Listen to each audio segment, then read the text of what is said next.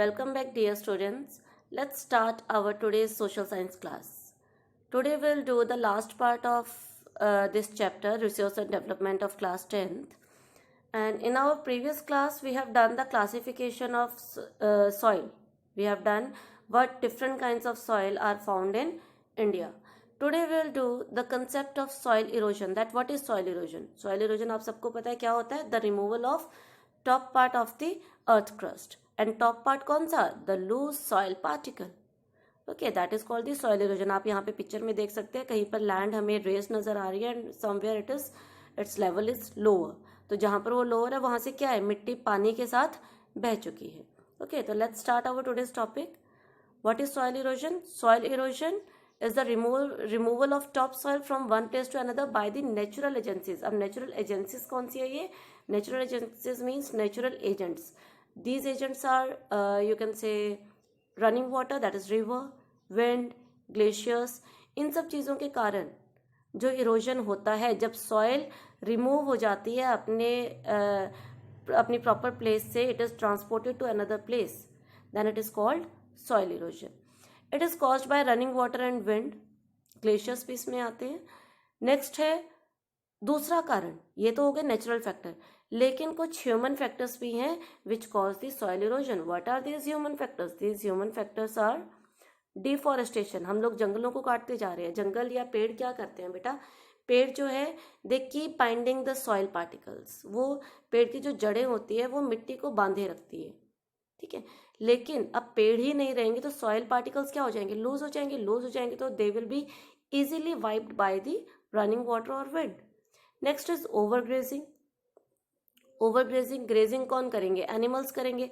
अब एनिमल्स एक ही जगह पर बार बार अपना they will continue to graze, तो वहां से जो घास के मैदान है क्या हो जाएंगे? खत्म हो जाएंगे. घास खत्म हो गई तो सेम ट्रीज वाला प्रोसेस है. घास खत्म होने के बाद the soil particle will become loose and of course it will wash away.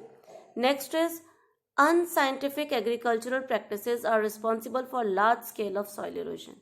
अभी नो डाउट ग्रीन रेवोल्यूशन से, मॉडर्न फार्मिंग टेक्निक से हम लोग जहाँ एक जगह बेनिफिट उठा रहे हैं ज़्यादा प्रोडक्शन प्लस ज़्यादा इनकम का, वहीं पे कहीं ना कहीं हम अपनी सॉइल को, अपनी लैंड को डिग्रेड भी कर रहे हैं, ठीक है.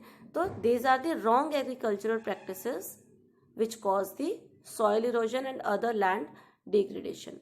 अब सॉइल इरोजन की अगर हम लोग बात करते हैं, it is of two types. कौन कौन सी? Gully erosion and sheet erosion. Gully erosion नाम से पता चल रहा है ना, गली होती है, उसी की शेप में कुछ होगा. तो let's see what are these two types of erosions. First one is the gully erosion. Gully erosion you can see here in the picture. इस तरह की फॉर्मेशन जब because of running water it is formed, तो then it is called the gully erosion.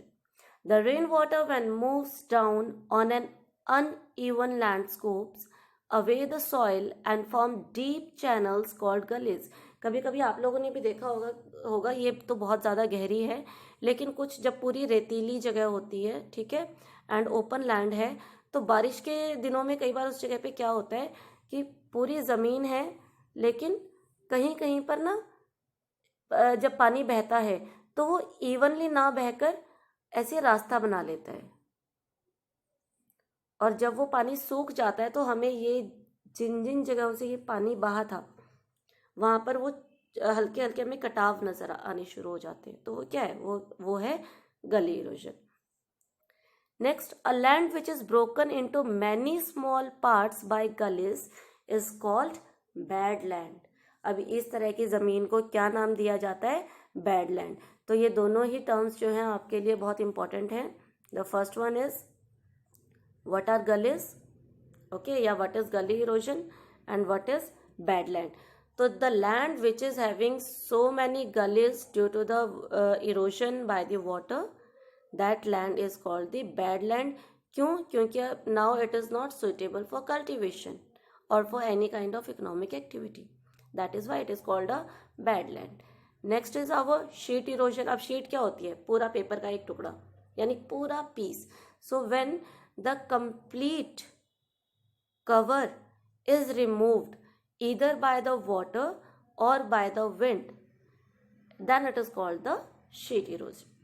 ठीक है, इसमें क्या हो रहा है बेटा, इसमें हवा या पानी के साथ, बारिश के पानी के साथ या हवा के साथ किसी एरिया की मैक्सिमम पार्ट, यहाँ पे गलियां नहीं बन रही, but maximum part of soil is transported और eroded by the natural agents like water और wind, that is called the sheet erosion. Okay, next है हमारा सॉइल कंजर्वेशन मेजर्स। अब ये जो सॉइल इरोजन हो रहा है इसको रोकें कैसे?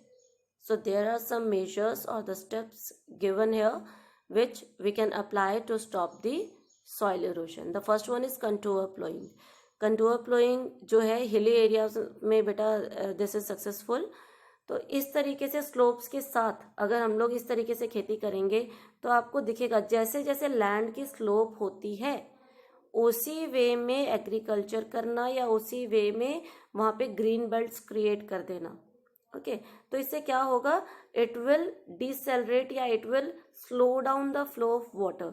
अब फ्लो ऑफ वाटर धीरे हो जाएगा, स्लो हो जाएगा, तो ऑटोमेटिकली क्या होगा, जो सॉइल इरोजन है वो भी कम हो जाएगी। Second one is terrace farming. Terrace farming सीढ़ी नुमा खेती, आप लोगों ने पहले भी सुना होगा। तो हिली एरियाज में क्या होता है कि बड़े बड़े स्टेप्स बनाकर माउंटेन्स को या हिल्स को बड़े बड़े स्टेप्स में कट डाउन किया जाता है, जिससे कि जो फ्लो ऑफ वाटर है, अब आप लोग इमेजिन करो यहाँ पे बेटा कि हाउ इट इज सक्सेसफुल। ये माउंटेन है, अब पानी डायरेक्ट नीचे आ रहा है तो वो ज़्यादा मिट्टी बहा कर ले जाएगा क्योंकि उसके फ्लो में कोई रुकावट नहीं है, वो बहुत तेज़ी से ऊपर से नीचे की ओर आ रहा है। तो और जितनी तेज़ी से आएगा उतनी ज़्यादा क्या होगी, इरोशनल वर्क होगा, जितनी ज़्यादा पानी की स्पीड होगी। लेकिन वहीं पर जब इन्हीं माउंटेन्स को टेरेसेस में कट कर दिया जाता है, बड़े बड़े स्टेप्स बना दिए जाते हैं, तो जब पानी ऊपर से गिरा यहाँ पर आया, ठीक है, तो यहाँ पे आने के बाद उसको एक प्लेन एरिया मिल गया। और हमने क्या किया था कि प्लेन एरिया में पानी की स्पीड क्या हो जाती है, कम हो जाती है। तो जो मिट्टी ऊपर से आई ना वो यहाँ पर आकर जमा हो जाएगी।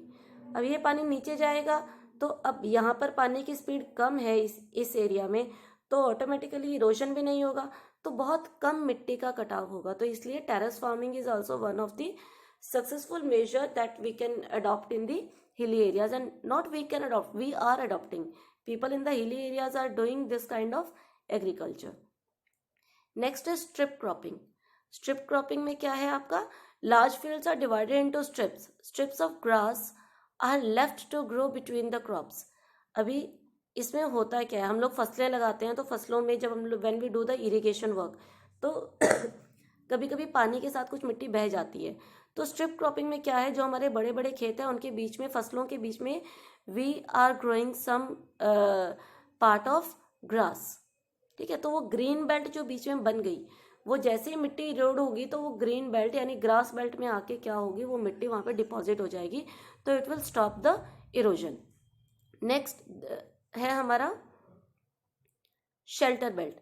शेल्टर बेल्ट में क्या है, बहुत से लोग, हम लोग यहाँ पर भी ये चीज़ प्रैक्टिस करते हैं बेटा कि बहुत से लोग क्या करते हैं, अपने खेतों के साइड में, अपने फील्ड्स के साइड में क्या करते हैं, पेड़ लगा देते हैं।